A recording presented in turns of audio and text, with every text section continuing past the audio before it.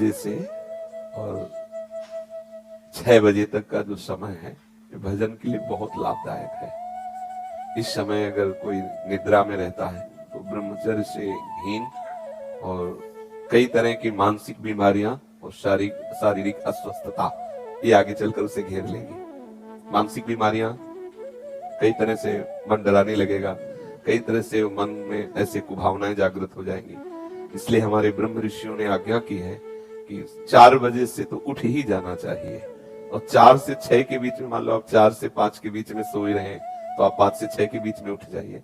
4 से 6 के बीच के समय में आप उठ करके अपनी भागवतिक दिनचर्या करें। भागवतिक दिनचर्या में जैसे अपने लोग राधा वल्लभी हैं तो प्रातः काल उठ करके अपने गुरुजनों का, रसिकों का सुमिरन करें, गुरु मंत्र का जप करें, फिर स्नान आदि करके श्री जी की मंगला, श्री जी को सुंदर पद सुनाना आदि, या अगर उस समय ऐसी भावना है तो 2 घंटे बैठ करके जप करें।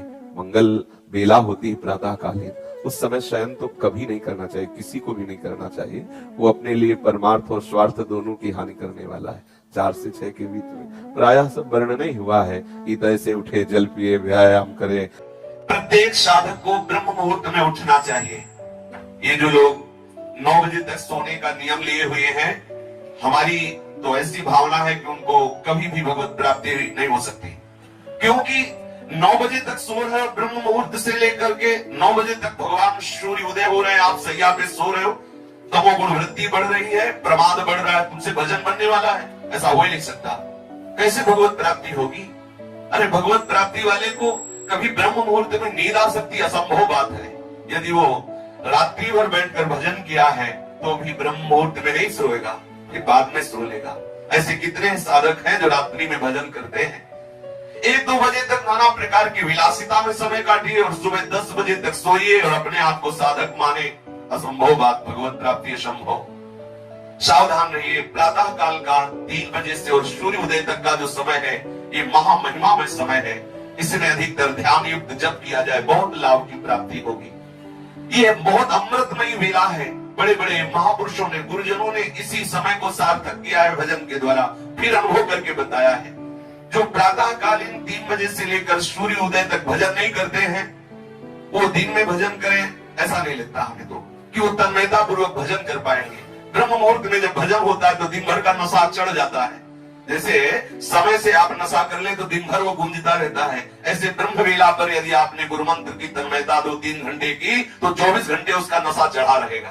रात्रि में सोने के समय और प्रातः काल जग करके सूर्य उदय तक सतत भजन करें, मंत्राकार वृत्ति करें, ध्यान युक्त जप करें, फिर आप देखिए कैसा आपको लगता है।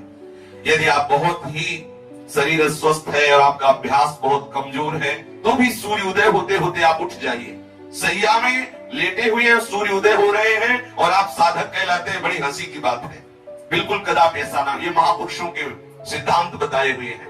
प्रत्येक साधक को ब्रह्म मुहूर्त में उठ जाना चाहिए। यदि ऐसा संभव ना हो सके तो सूर्य उदय होते होते उठ जाना चाहिए। सूर्य उदय हो रहे हैं आप सैया में, वैसा कभी नहीं होना चाहिए।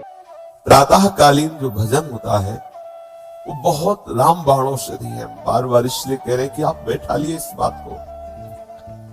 यदि हम बहुत जल्दी नहीं उठ सकते, 2 बजे नहीं उठ सकते, 3 बजे नहीं उठ सकते, तो 4 बजे सब उठ जाओ।